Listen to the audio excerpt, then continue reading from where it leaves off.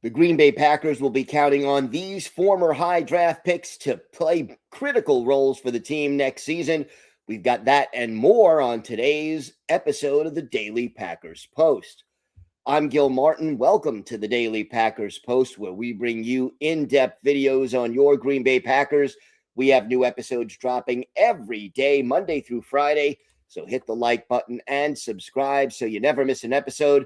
And visit our website at thepackerspost.com for in-depth articles on your Green Bay Packers.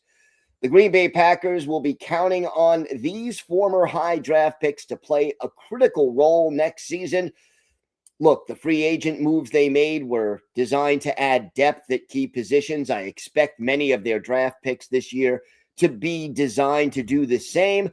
They'll also be counting on some key injured players like Tucker Kraft and, of course, Micah Parsons to come back and be healthy and take on their big roles.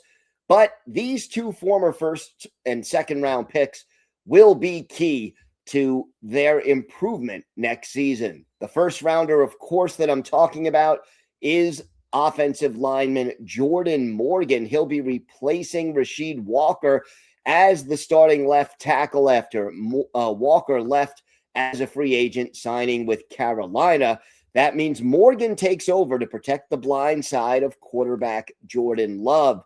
Now, the Packers did cross-train Morgan in his first couple of years at both tackle and guard, and he played on both the left and right side, and all of that switching around probably did slow his development as a pro, but it does theoretically have him prepared in case injuries strike to fill in and get the best five on the field, or at least that's the thinking of Matt LaFleur and the coaching staff. Now, Morgan started games at right guard and at tackle this past season, played all 17 games, started 12 of them in 2025, splitting time between tackle and guard.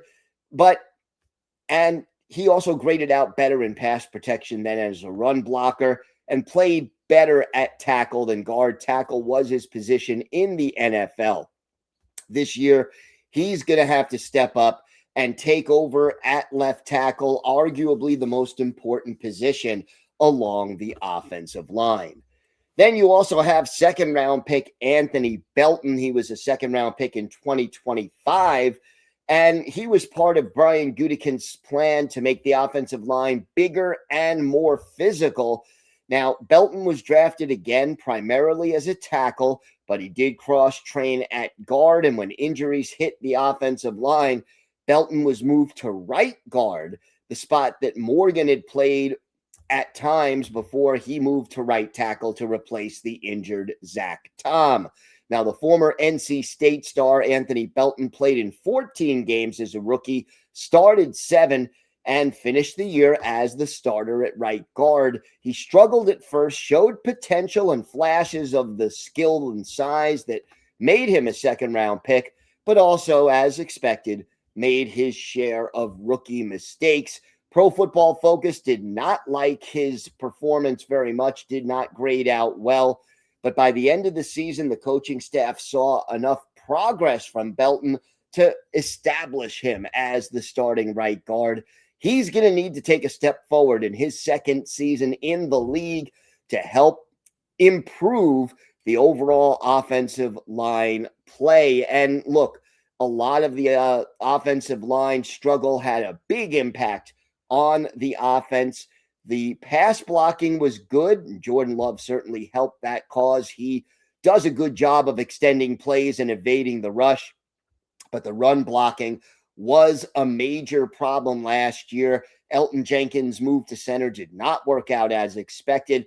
Josh Jacobs continued to make tacklers miss and gain yards after initial contact, but that initial contact was often happening at or even behind the line of scrimmage. So the Packers starting 5 is set, assuming everybody stays healthy, and Packer fans know that could be a big assumption. Jordan Morgan will be the left tackle. Aaron Banks will be the left guard. Sean Ryan is the expected starter at center. Belton takes over at right guard, and Zach Tom is hopefully back and healthy to start at right tackle.